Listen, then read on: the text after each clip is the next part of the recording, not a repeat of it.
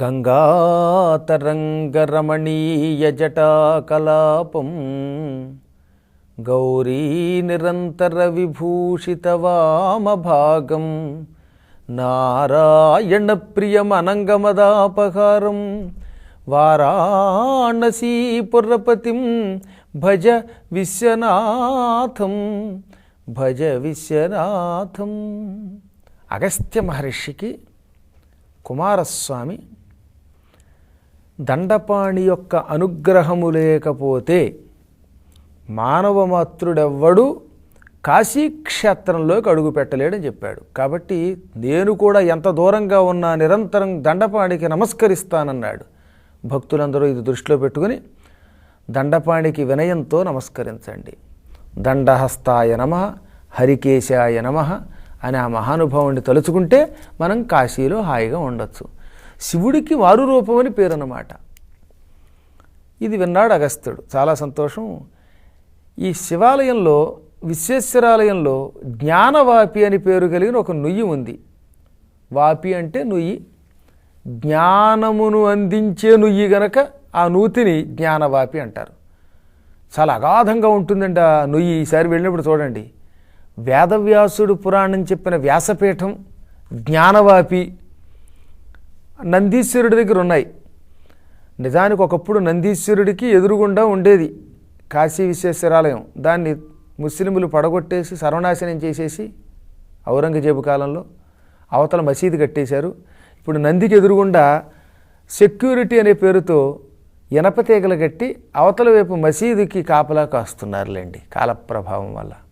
ఆ నందీశ్వరుడికి పక్కనే జ్ఞానవాపి ఉంటుంది.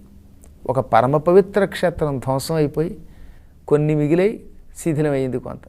ప్రపంచ ప్రళయకాలంలో కూడా నాశనం కాని కాశీక్షేత్రంలో పుట్టి కూడా లౌకికాచారాన్ని అనుసరించి ఆలయం ధ్వంసం అవుతుంటే శివుడు పట్టించుకోలేదు కొంత భాగాన్ని. అదే శివలీలంటే. ఆయనకి అంతా శత్రువులు, అంతా మిత్రులు, అంతా అన్నీని. ఆయనకి శత్రువు ఎవడు మిత్రుడెవడో ఎవ్వరికీ తెలియదు. అక్కడ ఈ జ్ఞానవాపి గురించి అగస్త్యుడు అడిగాడు. ఎలా ఏర్పడింది జ్ఞానవాపి అని. చాలామంది నాతో పాటు వచ్చిన వాళ్ళు ఉన్నారు, ఇదివరకు వెళ్ళిన వాళ్ళు ఉన్నారు. వెళ్ళని వాళ్ళు ఉంటే ఇంకొంచెం తెలుసుకుని ఈసారైనా వెళ్ళి చూడండి ఆ జ్ఞానవాపిని.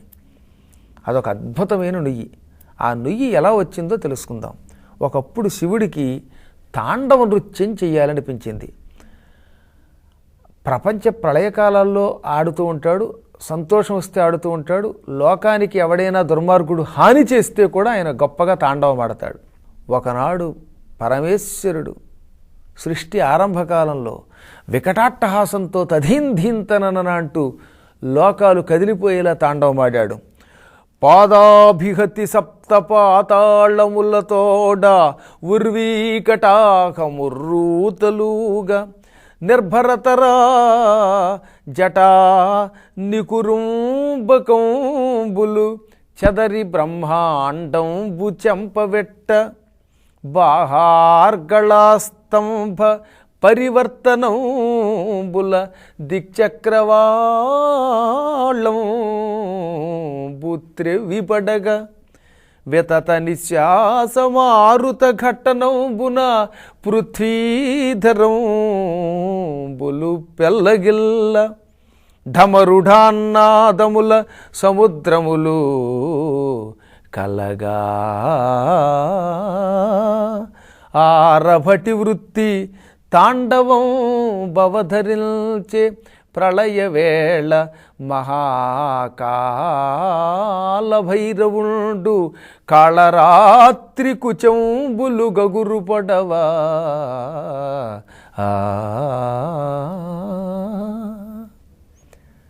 శివుడు కాళరాత్రి స్తనాలు గగుర్పుడుస్తూ ఉండగా ఆరభటి అనే ఒక వృత్తితో మహాతాండవ నృత్యం చేశాడు. అది ప్రళయకాల కాలభైరవ నృత్యం. అది ఢామ్ ఢామ్ అంటూ ఢమరుక శబ్దం ప్రపంచాన్ని నింపేసిందిట.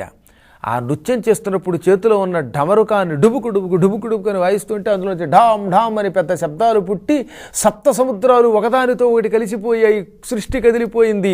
అతల వితల సుతల తలాతల రసాతల పాతాళాదులు భూలోక భువర్లోక మహర్లోక జనలోక గోలోక తపోలోక సత్యలోకాలు సమస్తం కలగుడు పడిపోయాయి ఒక్క దెబ్బకి. భూమి యొక్క కటాహాలు ఉర్రూతలూగి కింద పడిపోయాయి. జడలు పైకి ఎగిరిపోతున్నాయిట. ఆ నృత్యానికి చుట్టలు చుట్టుకున్న జడలు లేచి ఆకాశాన్ని పగలగొట్టాయి. ఆకాశంలో ఉన్న నక్షత్రాలు కిందకి రాలిపోయాయి. సూర్య గతులు తప్పాయి. చంద్రభగవానుడే గిజగిజలాడిపోయి జటాజోటంలో కిందకి జారిపోయాడు. శరీరంలో ఉన్న పాములన్నీ కిందకి జారి కింద పడిపోయాయి. రుద్రాక్షలు పగిలిపోయాయి.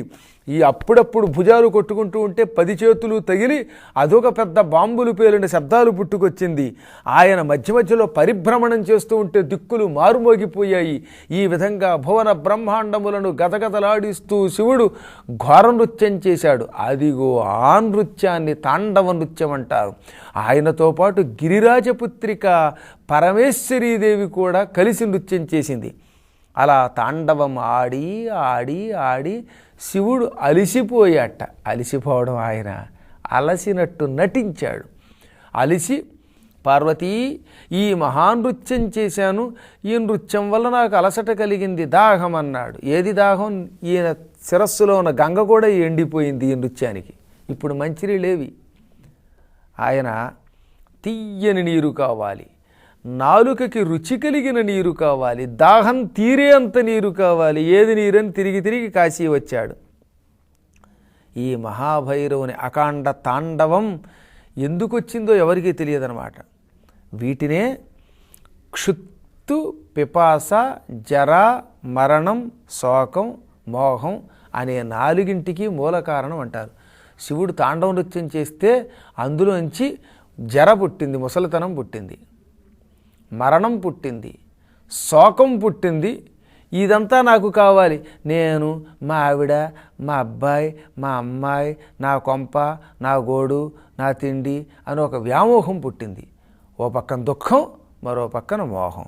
ఆ తర్వాత ఆకలి, దాహం, శోకం, మోహం, జర, మరణం. ఈ 6ంటిని ఊర్ములు అంటారు. షడూర్ములు పుట్టాయిట శివుడు తాండవ నృత్యం చేస్తే. ఇవే శరీరాన్ని పట్టుకున్నాయి. ఆ శరీరాన్ని పట్టుకున్న వాటిని వెళ్ళి విడిచిపెట్టాలంటే ఏం చెయ్యాలి? నేను దాహం తీర్చుకోవాలనుకున్నాడు శివుడు. శివుడికి దాహం కలిగితే లోకానికి నాశనం. శివుడికి దాహం తీరిన స్థలంలో కనుక మనం చచ్చిపోతే మనకి మోక్షం. కాబట్టి శివుడికి దాహం తీరే స్థలం ఎక్కడుంది? శివుడంతటి వాడికి దాహం పుడితే ఆ దాహం తీర్చగలిగే నీరు ఎటువంటి నీరు అయ్యి ఉండాలి?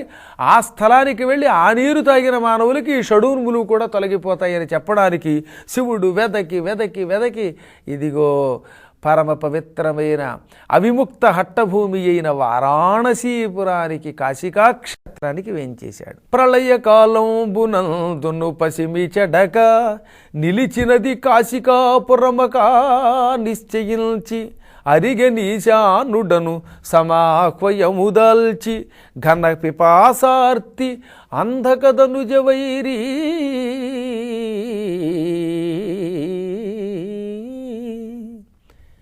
అలా అలా వెతుక్కుంటూ ఎక్కడికి వచ్చాడు? ప్రపంచ ప్రళయకాలంలో కూడా నాశనం కాని దివ్యస్థలం, పచ్చగా ఉండే స్థలం, పవిత్ర స్థలం, ప్రకాశించే స్థలం, మోక్షాన్ని కొట్లో అమ్మినట్టుగా అమ్మబడేటటువంటి స్థలం.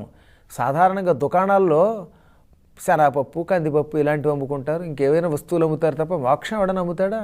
మోక్షాన్ని, శాంతిని ఎవరు అమ్మలేరు. కానీ కాశీలో దుకాణంలో శనగపప్పు కొనుక్కున్నంత తేలిక మోక్షం కొనుక్కోవచ్చు. అంటే అక్కడ మరణిస్తే మోక్షం కనుక. అటువంటి స్థలానికి వెళ్ళాడు. అప్పుడు ఆయనని అంతా ఈశానుడు అన్నారు. అంతకు పూర్వం దాకా శివుడికి ఆ పేరు లేదు. అష్టదిక్పాలకుల్లో ఒకడై ఈశానుడని పేరు ధరించాడు ఆయన.